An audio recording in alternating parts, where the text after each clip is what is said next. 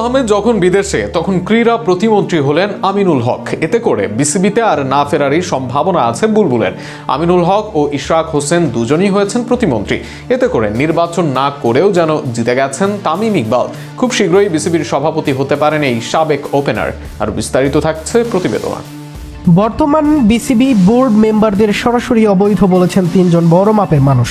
ঢাকা 6-এর সংসদ ও বর্তমানের প্রতিমন্ত্রী ইশরাক বলেছিলেন প্রয়োজনে বিসিবি ঘেরাও করা হবে, তবে এখন তা করার প্রয়োজন হবে না। অন্যদিকে বুলবুলের বোর্ডকে বরাবরই অবৈধ বলে আসছেন সাবেক জাতীয় দলের গোলরক্ষক আমিনুল ইসলাম।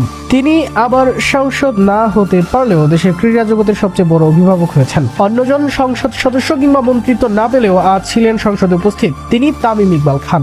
বাংলাদেশ জাতীয় ক্রিকেট দলের সাবেক অধিনায়ক এই বোর্ডকে অবৈধ বলেছেন এবং বুলবুলের প্রতিদ্বন্দ্বীও ছিলেন তিনি। তবে এই বোর্ডকে বারবার অবৈধ বলে তামিমই হতে পারেন বোর্ডের প্রধান অভিভাবক।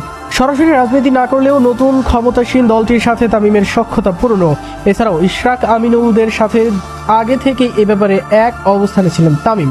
সবকিছু মিলে বিদেশ থেকে আর দেশে ফেরা হবে কিনা সেটি এখন দেখার বিষয়, কেননা দেশের ক্রীড়া প্রতিমন্ত্রী এখন আমিনুল। গত 12 ফেব্রুয়ারি অনুষ্ঠিত জাতীয় নির্বাচনে ঢাকার 16 আসনে বিএনপির হয়ে লড়াই করেন আমিনুল, কিন্তু জামায়াত ইসলামী মনোনীত দাঁড়িপাল্লার প্রার্থী কর্নেল মোহাম্মদ আব্দুল বাতেনের কাছে হেরে যান তিনি। যদিও সংখ্যাগরিষ্ঠতা পেয়ে নির্বাচনে জয়লাভ করে বিএনপি, এর আগে কোনো ক্রীড়ামন্ত্রী বা প্রতিমন্ত্রী হতে পারেননি। সাবেক ফুটবলার আরিফ খান জয় ক্রীড়া উপমন্ত্রী ছিলেন 2014 থেকে 2019 সাল পর্যন্ত। 1994 সাল থেকে ক্যারিয়ার শুরু করা আমিনুল পেশাদার ফুটবলে খেলেছেন টানা 20 বছর। বেশিরভাগ সময় তিনি কাটিয়েছেন মুক্তিযোদ্ধা ক্রীড়া সংসদের চক্রে।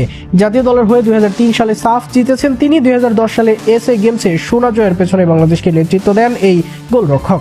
ফুটবল ছাড়ার পরপরই রাজনীতিতে জড়িয়ে পড়েন আমিনুল। বর্তমানে দলটির কেন্দ্রীয় কমিটির ক্রীড়া সম্পাদকও তিনি।